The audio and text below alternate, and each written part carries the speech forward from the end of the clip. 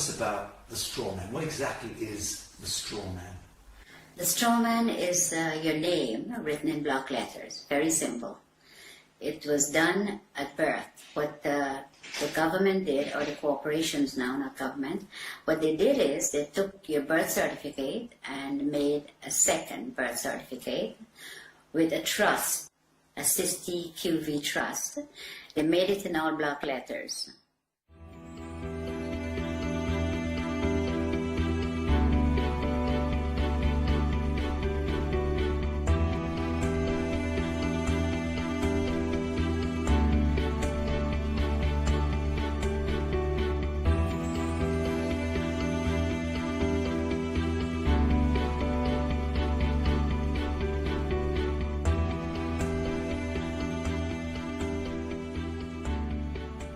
And for them to interact with you, they have to interact with you as a fiction, because they're all corporations. Corporation cannot interact with real people.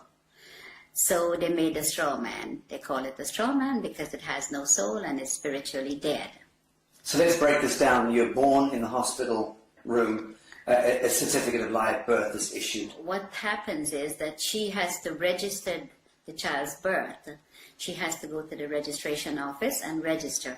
If she does not register, she will be taken to court, according to what the law is saying.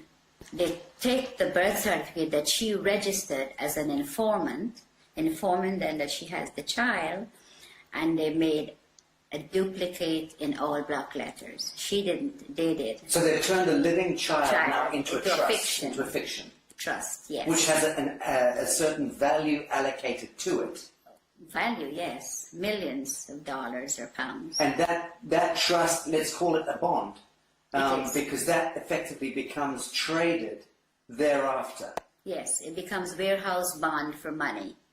So every human being that has been registered to the state or the crown by the mother ends up becoming some kind of a bond that is traded on the stock market. Yes. Without you ever knowing it. Yes, without disclosing.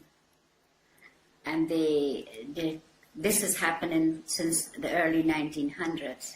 What they've done is really fraud, because they're fraudulently taking your child's birth certificate and make it into a dead entity. The dead entity birth certificate is making billions of pounds or dollars, depends on which country you're in. So your straw man is considered a dead entity, and the corporation can interact with it. If you have to go to court, it's not going to be in your real name because they don't have it. All they have is the dead entity, and they interact with that. Your bond, as it's being traded.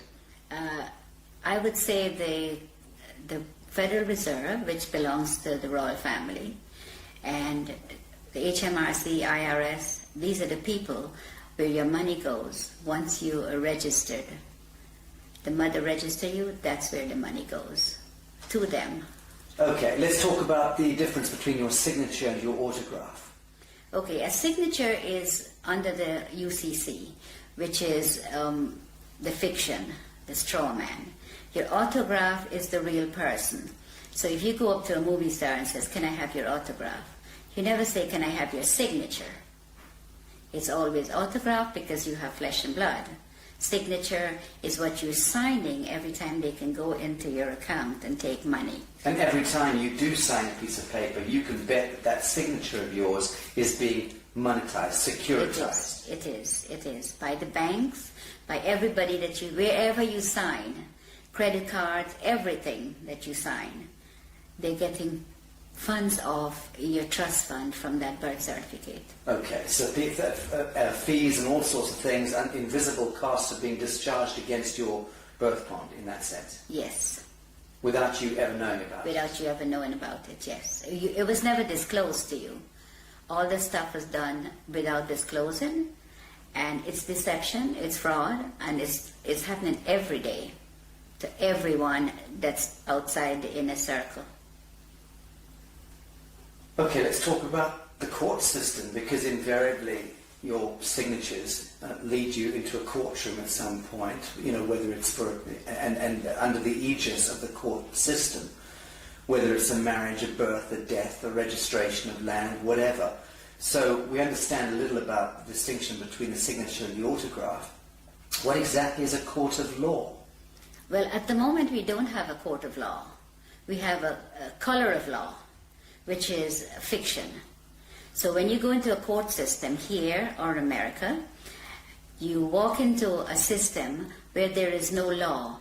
So it is lawless. So when you go in there and you speak to somebody doing business as a judge, there is no judge.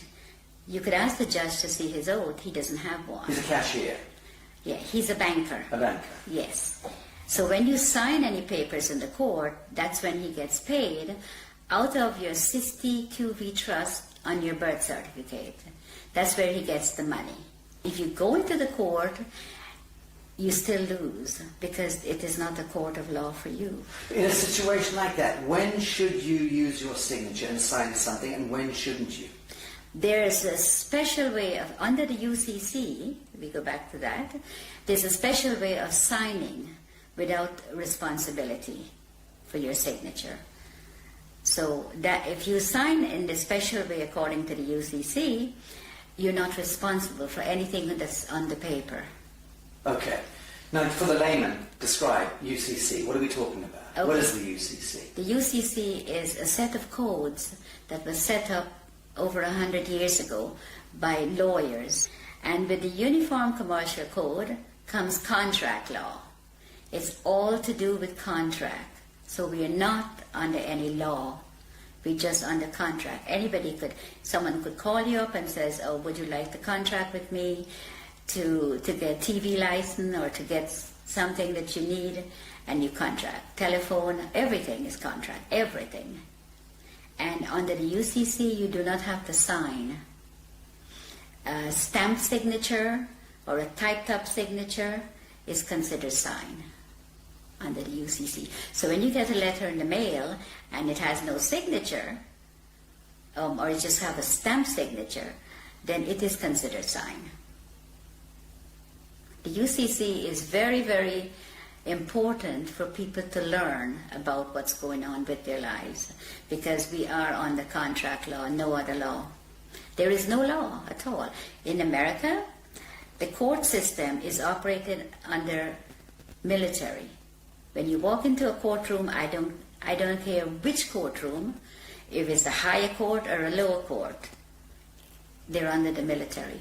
Now you walk in there and you're not a military member, and you're not told that you've been tried under the military. If you mention the Constitution, the judge says it does not apply in my courtroom. But you don't know what he's saying, because you don't know what they're doing to you when you're there. And all of that language is designed to confuse the hell out of you. Yes, it's designed under the UCC, and they know. They know what they're doing, and they know how to manipulate you. So you're saying all judges are very schooled and versed in UCC? Yes. They're taken to special training Yes. schools in order to learn this? Yeah, the president appoints all the federal judges in America.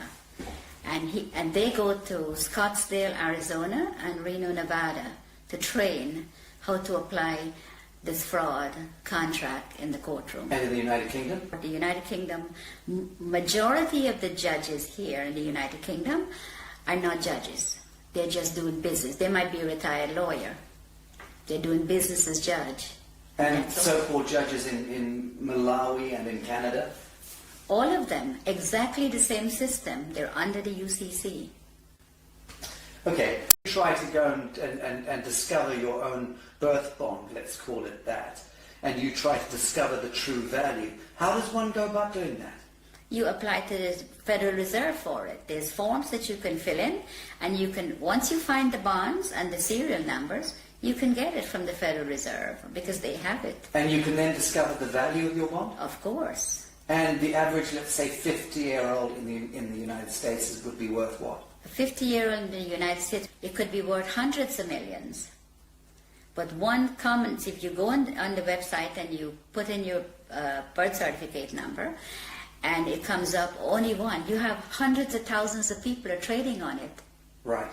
That's only one that you know of. I think what I'm getting at is, what do you think it would be the median value of the average 50-year-old by the time they turn 50 in the United States? What is being traded? I would In their name. say maybe $1 billion, over $1 billion Right. has been traded. Okay. Because when I checked, on one of my numbers is over 283,000 people are trading on it. Can you imagine how much money that is?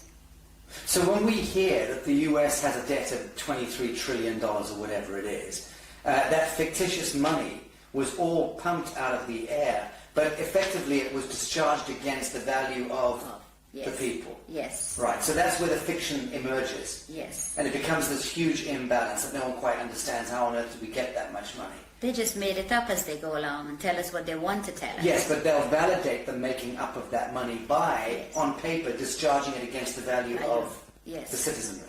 And the citizens' gold, our sovereign gold. We have gold.